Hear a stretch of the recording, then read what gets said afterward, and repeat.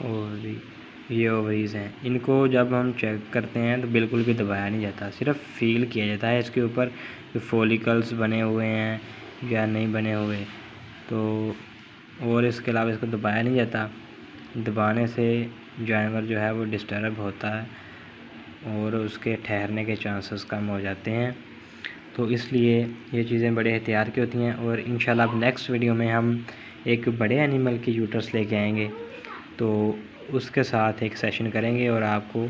Rod cross کرنا بھی سکھائیں گے کہ راڈ کس طرح سے اور کیسے کیسے کراس کیا جاتا ہے۔ تو آج کے لیے